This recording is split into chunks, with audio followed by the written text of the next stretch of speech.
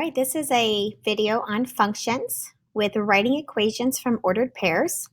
So as you remember in the last tutorial, there's two things that you must have in order to write an equation, and that is your m, your slope, and your b, your y-intercept.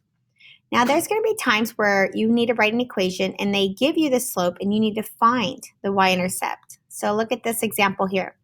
Consider a line that has a slope of 1 to 3 and contains the points 4, 6. If we want to write an equation for the line, we know the slope, but we need to still find the y-intercept.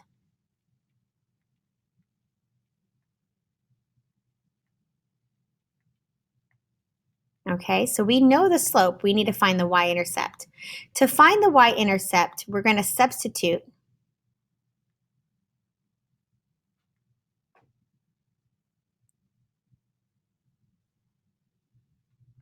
all the known values into the equation of the slope-intercept form, which is y equals mx plus b, to solve for b. Now this will make a little bit more sense when we actually start doing some of the problems in our work below. So let's fill in the last little bit of notes here. What if they don't give you the slope? They just give you two sets of ordered pairs. What do we do then? Well, first let's find the slope. You're going to take those two ordered pairs and you're going to solve for slope by going y2 minus y1 over x2 minus x1. And again, that will give you your m, your slope. You're going to then choose one of the ordered pairs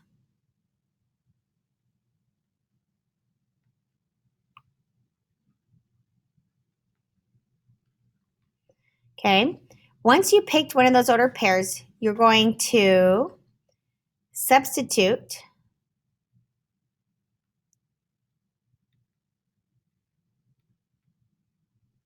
the slope in. So because you found slope up above, you're going to take that slope, you're going to substitute it in for m, and you're going to take that ordered pair, just one of the ordered pairs that you picked. Now I always try to pick one that's a little bit easier. Say for instance they're positive or they don't contain any fractions, something like that. It does not matter which one you choose. So I'm going to substitute in for the slope. I'm going to take one of those ordered pairs and I'm going to swap it out, the y, the m, and the x. And this will help me solve for the b. So again, you found your m here, and with your ordered pair you'll have an x and a y. So you've put in your m, you swap out the x, swap out the y, solve for b. All right, let's see what that looks like with a little bit of math here. Now, before I get started, I'm going to look here and see, oh, I already have a slope. Good. So I already have my m. And here I have an ordered pair, and ordered pairs always come x, y. So I'm actually just go ahead and write part of my answer. My answer is going to start with a y equals. I know that because I have to write it in slope-intercept form. So I'm going to say y equals, and I'm going to say 1/3 x. And so I'm solving for the b. So what I'm going to do is I'm going to write this down here for my work. So I'm going to say y equals 1/3 x plus b. And now what I'm going to do is I'm going to replace my y and my x with the numbers over here from the ordered pair. So that will give me, instead of y, I'm going to replace it with 14. I'm going to keep my slope of 1 to 3, and I'm going to multiply that, because this means to multiply when they're right together like that, by the 6, which is the x. And I'm going to add that to b. Now let's go ahead and simplify this down. If you multiply a fraction with a whole number, you can just go ahead and divide those if possible. So my 3 goes into my 6 2 times, and then I'm left with 2 times 1, which gives me 2. I'm going to go ahead and bring down my plus b and bring down my 14. Now at this point, you don't know what b is. Now you can logically solve for b by saying what plus 2 gives me 14. But if you're not sure, then we need to get b by itself and isolate it. And by doing that, we're going to take the opposite of this 2. This is a positive 2, so the opposite of that would be a negative 2. And what you do to one side, you do to the other.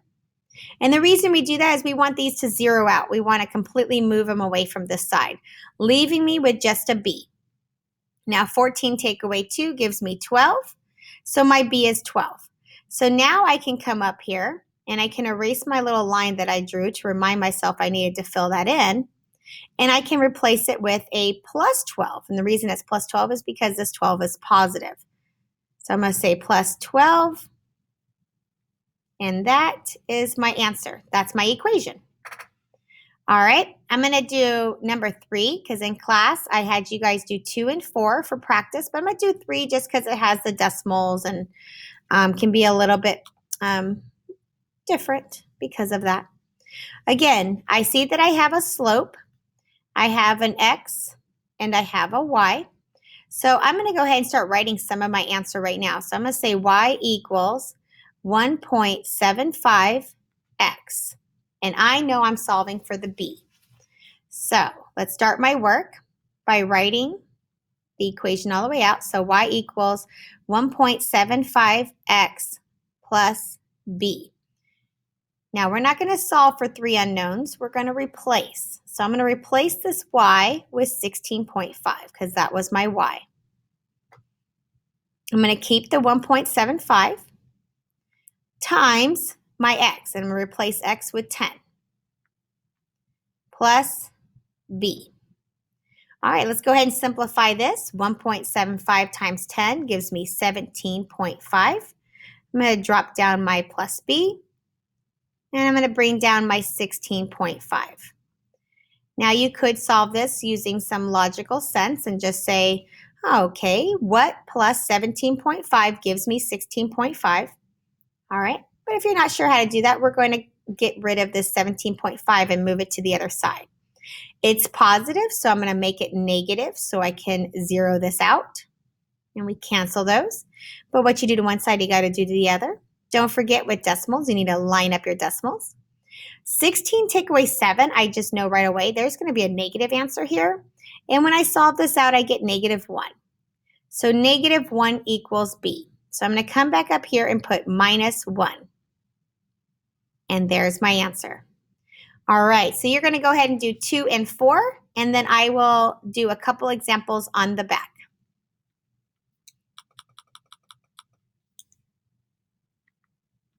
All right, so now we don't have any given information. We have to find both. We need to find the m, and we need to find the b.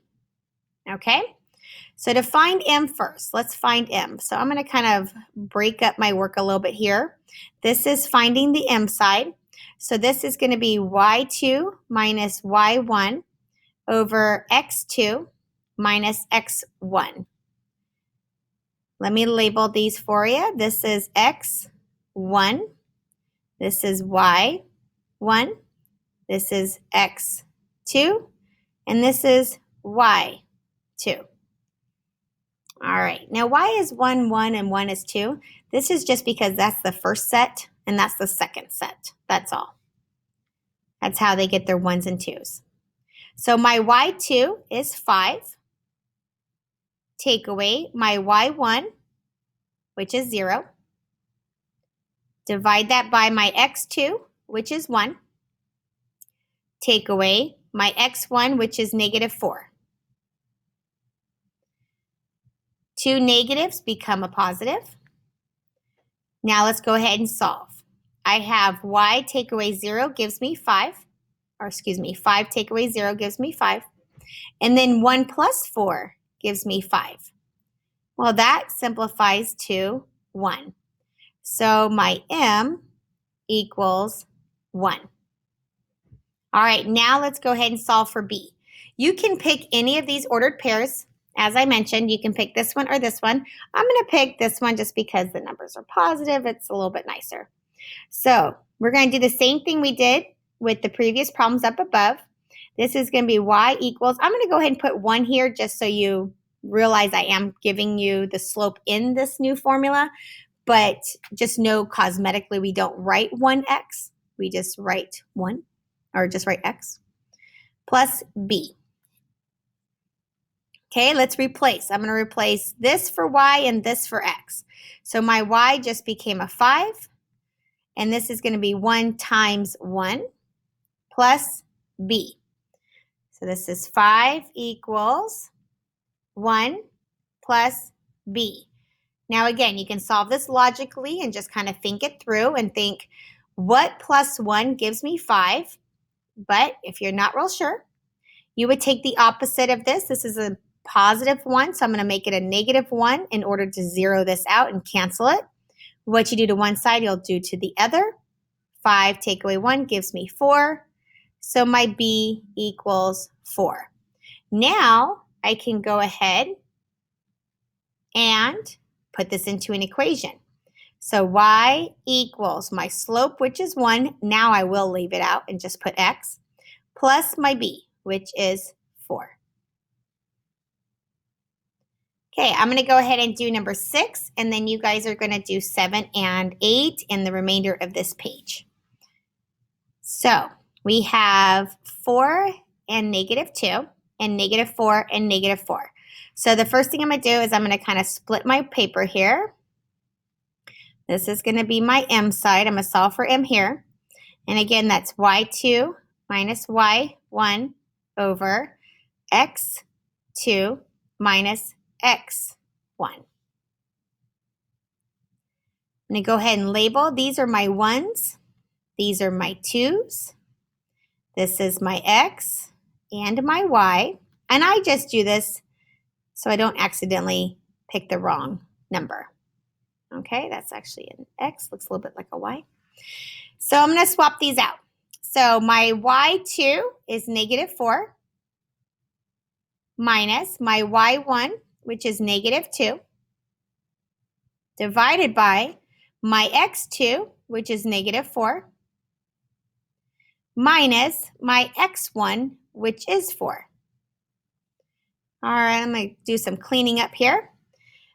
A negative and a negative become a positive. So I have negative 4 plus 2, which means I'm going to subtract those. And I get negative 2.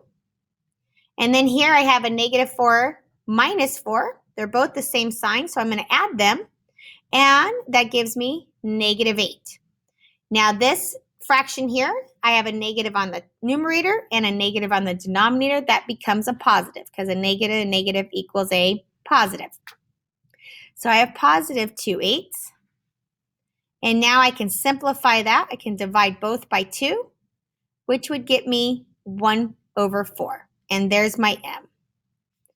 Now let's go ahead and solve for our b. I'm going to pick one of these. I'm going to go ahead and pick the first one just because it only has one negative, makes it a little nicer. So I'm going to say y equals 1 over 4 x plus b. Okay, let's do some replacing. I'm going to replace the y now with negative 2.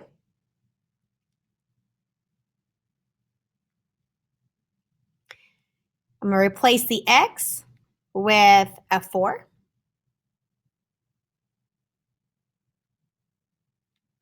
Now again, when you are multiplying a fraction by a whole number and you can divide them, go ahead and do that. So 4 goes into 4 one time, so those just kind of cancel out. And I'm left with negative 2 equals 1 plus b. You can't put 0 there. It's 1 because there was still a 1 left up here. Now you can ask yourself, what plus 1 gives me negative 2? And if you're not real sure, you can just solve for that by saying, what's the opposite of positive 1? It would be negative 1. So I would subtract 1 from both sides and those cancel. Negative 2 minus 1 gives me negative 3. So let's go ahead and figure out our full equation now. So we have y equals slope, which is 1 over 4, x minus 3. We don't have a plus b on this one. We actually have a minus b on this one.